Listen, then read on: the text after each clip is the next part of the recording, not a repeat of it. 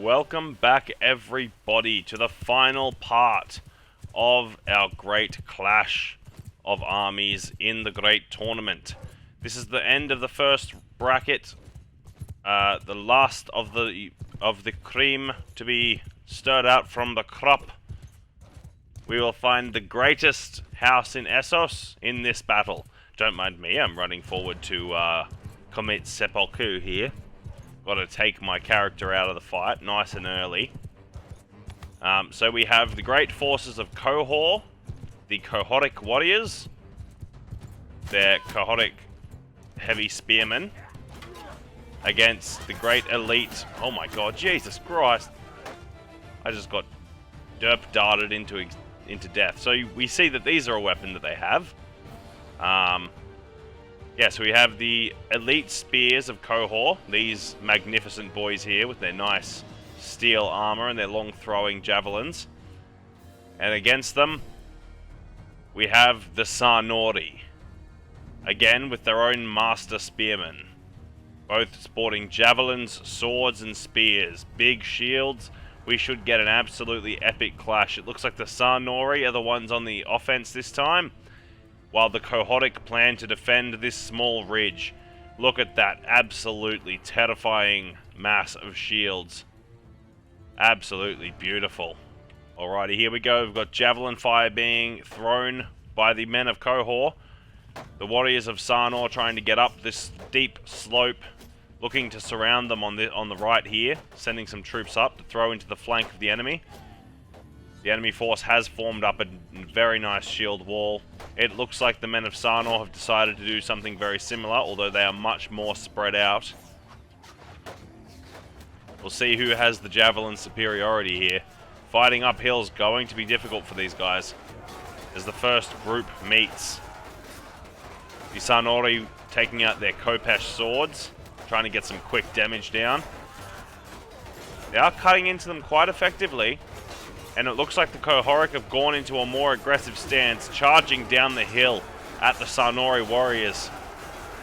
And it's an absolute bloody melee, men.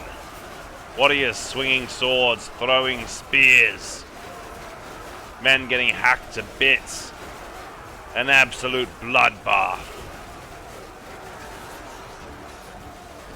It does appear like the Sarnor are losing this one. The advantageous position that the Qohoric warriors took on this hill might just win it for them. There is a small flanking force of Sarnor coming up behind them though. If this force can get into the rear, or even just sit up here and throw javelins, that could cause a lot of damage on the enemy. They are beginning to encircle them, but can they do it before their flanks break? Because that will be the deciding factor of this battle. Can these boys make a difference for their allies? Or will they break and flee the field? Looks like it may be a break and flee the field type situation. Well, they're reforming on the low ground, although I think they had a better position, but they've kind of thrown it away. The Qohoric have moved up to stop the rear flank from happening to them. Their warriors, square shields, charging back down the hill. There's reinforcements coming in from both sides. We have a group of Qohoric warriors coming in to guard the flank of their allies. While on the far side we have another 300 Sarnor, but they are going to take a lot longer to get into this fight. So we could see the Qohoric very quickly clean up what remains of Sarnor's army on the front here. It's already been such a bloody battle. The rocks of the mountain, stained with blood and shields and shattered spears. These Sarnor warriors working together to bring down their armored foe. Oh, he's now been abandoned by his friend, who seeks to chase down another enemy. Spears raining down from the mountain with absolute terrible precision. While the Sarnor reinforcements pour in, throwing their javelins up the hill. Getting good damage, but not really getting many kills by the looks of it. Damn, there is yet more reinforcements spawning in for the Qohoric forces here. Now note, these guys did have the exact same unit numbers. And it looks like we've got more allies for Sarnor spawning in. Woo-wee!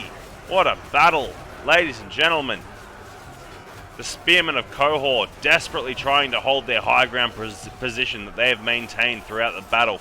The Sarnori reinforcements about to get hard flanked by a large reinforcing force of Qohoric warriors. This is not what you like to see. Here they go. They're trying to hold on two flanks now. If they can break the Qohoric center and they can properly turn to meet the reinforcements of the enemy, they might be able to do it. However, these men on the right side need to keep the Qohoric spears busy for long enough for these allied reinforcements to get here and join the battle. There was a commander, but it's very clear that though his horse has become a unicorn, he is dead. Looks like the Sarnori forces did beat the Qohoric men here, but they've had a chance to turn around. The Qohoric army very quickly sweeping over and crushing the enemy on the right. Sarnori warriors very quickly starting to become enveloped.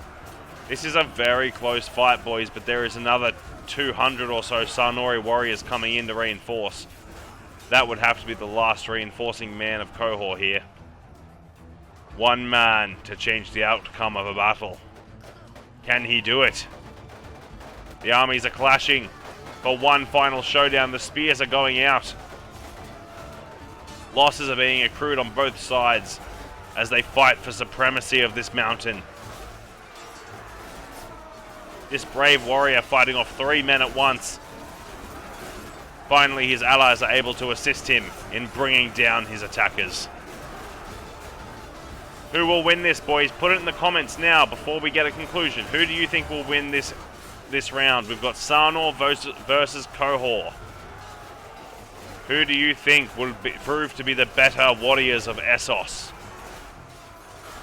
The greatest ancestors of the Essosi nation. It looks like the general of the Sarnori is still alive, which is more than I can say for the Qohoric general, who now rides a spirit unicorn. The great general of Sarnor watches his warriors hack down the final remnants of the Qohoric forces. The brave stalwart shields finally falling to the great power of Sarnor. Having said that, I think if the Qohoric warriors had done their job and held this high ground, they would have won the battle. However, they chose the more honorable way and came down to meet their enemy. However, they were defeated. Let us move on to the cavalry round, friends. Alright, everybody. The time has come. We have 250 spiders of the Sarnori with their hooked javelins and great spears charging against the great black goat sacrifices of the Sarnor. Who will win this epic clash of forces? We see javelins coming out from both sides. This is going to come down to being an absolute slogfest. We see men with glaives swinging wildly. Will the Sarnori be able to replicate the success they found in the battle with the infantry? Or will they be ground to dust against the superior force of the Qohor warriors? This Qohor warrior holding up quite well, however he has been taken off his horse, now switching to his spear and remounting, taking out his javelin for some skirmishing, and he's off. Many men being hacked to bits in here, seeing a lot of Qohoric warriors holding their ground, fighting as a cohesive unit of armored knights against the great forces of Sarnor. I think these glaives win unless they're too bunched up. If they're too bunched up, then they lose just out of the fact of, you know, their weapon being far too large to get enough swing on it in a confined space. Oi, oi, oi. What a slogfest. We've still got men riding around, throwing their javelins. Another man taken down. The battle appears to be going well for these men. They're holding their ground. Didn't get to see him last time, but there's the great Qohoric general. Aurea Talordis. Looking very fancy over here. With his royal guard. Trying to hold their positions. If you haven't already, guys, drop it in the comments. Who do you think will win? We have Qohor versus Sarnor. Oh my god, and as I say it, there goes the Qohoric general. His horse was on the verge of becoming unicorn had this spear been about 50 centimeters higher.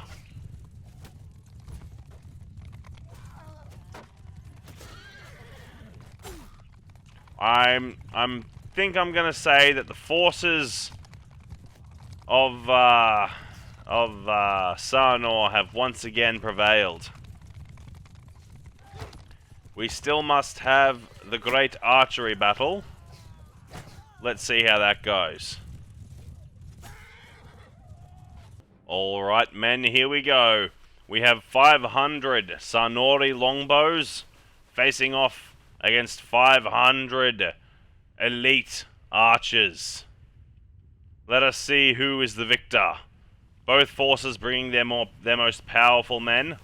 The army of Qohor bringing 500 elite archers, opting to straight charge the enemy here. None of this hiding on the mountain stuff that they were having such success with early on in the infantry round. While the men of... While the Sarnori men have changed their strategy up to fighting over the hilltop. Although it seems like they are deploying out in front. The arrows have begun to let fly. I can only fear for the men of Qohor being in such close quarters with all these arrows flying. If they get into melee, maybe they can salvage this. It's turning into an infantry slog, boys. And I think we've already seen who wins these fights. As you can see just how quickly the men of Qohor are being absolutely ripped apart. Holy damn. Although, it does appear to be going back towards the favor. This is so close, man. It's about a 5-man difference. In some areas, the Sarnori are winning. In others, the Qohoric warriors are overpowering them. But this could turn into a complete envelopment here in a moment. I think the Sarnori archers win this round. And I think that means a very clear victory for the forces of Sarnor. Although, they are breaking. Their archers are breaking. If they continue to break... Oh! Good stuff from the Qohoric archers. It is a shame that their cavalry and infantry were not at the same standard as their archers are. Having said that, it's definitely not a... I wouldn't call it an archery win, considering they did all of their fighting hand-to-hand. But their archers proved to be the more steadfast of the two. The Sarnori longbows broken by the warriors of Qohor. Let us move to the tournament screen. Alright everybody, welcome to the tournament screen. And it looks like the great warriors of Sarnor move up, while the army of Qohor fades to dust. Now we have our next round of matches. We have the Lannisters versus the Stags. We have the Dornishmen against the Ironborn. The Lyseni will be facing off against House Tully. The Bravosi face Aegon's Targaryens. The Free Folk will clash against Stannis Baratheon, trying to get revenge for the Battle of the Wall. And last but not least, the Lyseni will clash against the Pentos. If you guys are keen to see this next series of battles, drop a like, drop a comment to help with the algorithm, and subscribe if you're new here. We are approaching 1,000 subscribers, and I'd love for you guys to be part of that community. Bye for now, not forever.